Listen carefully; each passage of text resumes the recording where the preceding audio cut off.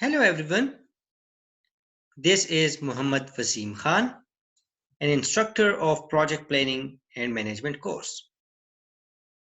In this lecture, we will talk about managing the project teams. We will talk about the different characteristics of the project teams and the models that will help us in developing the project teams.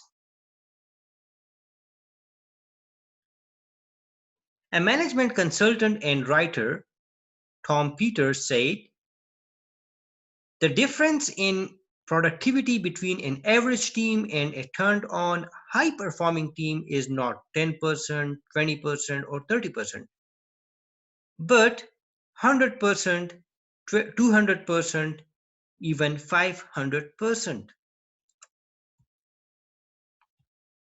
Let's talk about synergy.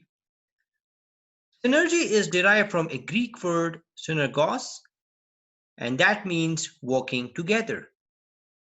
There is positive and negative synergy. A sense of positive synergy can be found in the phrase, the whole is greater than the sum of the parts. So, I mean the positive synergy means that the whole is greater than the sum of the parts. Conversely, negative energy means when the whole is less than the sum of the parts. For example, you can see here the whole, which is 10, is greater than the sum of the parts, which is called positive synergy. And in negative synergy, the whole is less than the sum of the parts.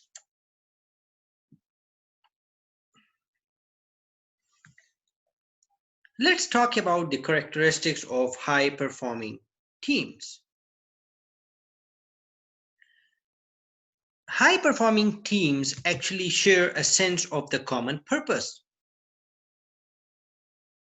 They make effective use of individual talents, skills, and expertise, and they have obviously balanced and shared roles. They maintain a problem-solving focus. They actually focus on the problem solving that will help in improving their performance.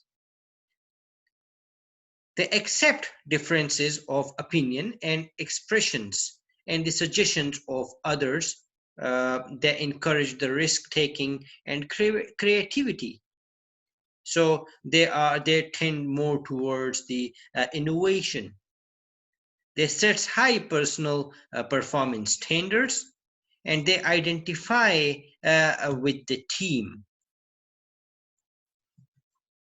High-performing teams become champions, create breakthrough products, exceed customer expectations, and get projects done ahead of schedule and under budget. They are bonded together by mutual interdependency and a common goal or vision. They trust each other and exhibit a high level of collaboration. Let's talk about the five-stage team development model. This is a particular model which consists of 5 stages through which we can develop a particular team. There are 5 stages in this team development model. The first one is forming, the second one is storming, the third one is norming, the fourth one is performing, and the fifth one is adjourning. So let's discuss each stage one by one. As you can see here in this on the screen, you can see that we have the project activity and the group processes. So I'll discuss each of them, and you can while you can see or you can watch this particular slide. So let's talk about the forming first. During this initial stage, the members get acquainted with each other and understand the scope of the project. They began to establish ground rules by trying to find out what behaviors are acceptable with respect to both the project and interpersonal relationships. This stage is completed once members begin to think of themselves as part of a group. So that is actually the first stage, and we call it the forming stage. Let's talk about stage two. Stage two is a storming stage. As the name suggests, this stage is marked by a high degree of internal conflict. Members accept that they are part of a project group but resist the constraints that the project and group put on their individuality. There is conflict over who will control the group and how decisions will be made.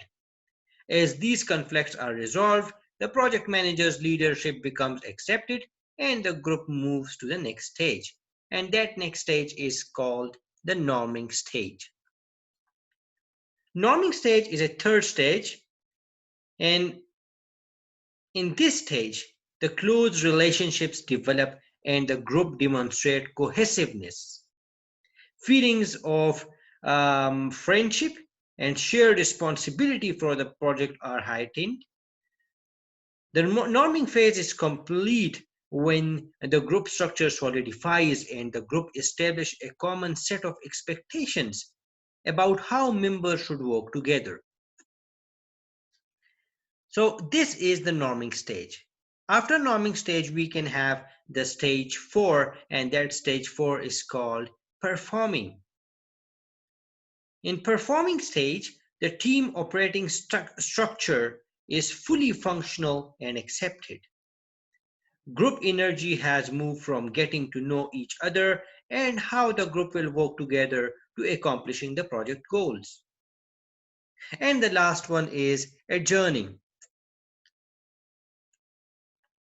For conventional work groups, performing is the last stage of their development.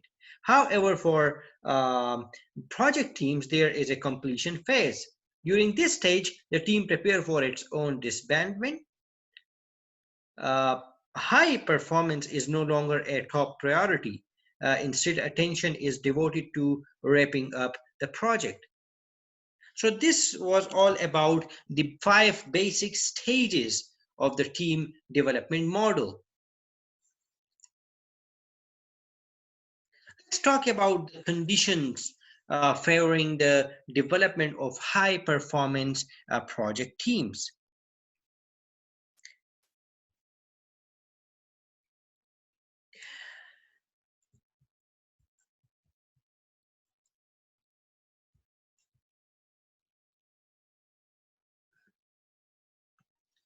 These are some of the conditions or the factors that affect the development of high performance project teams.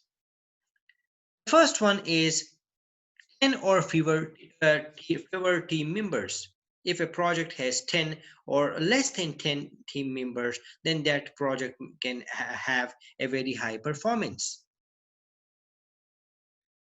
Voluntary team membership, when the team members perform voluntarily for a particular project, so that is another factor that may help in development or help in developing the high performance project team. The third one is continuous service on the team. The fourth one is full-time assignment to the team. The team should be full-time assigned. And an organization cultural of cooperation and trust, there should be the organization culture should be full of cooperation, coordination, and trust. The members report only to the project manager, and all the relevant functional areas are represented on the team. And the project has a compelling objective or goals. and there is a very good coordination between and communication between the team members. So these are some of the conditions that favors the development of high performance project teams.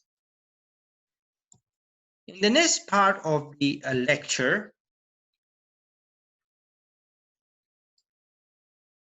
we will talk about creating a high performance project team.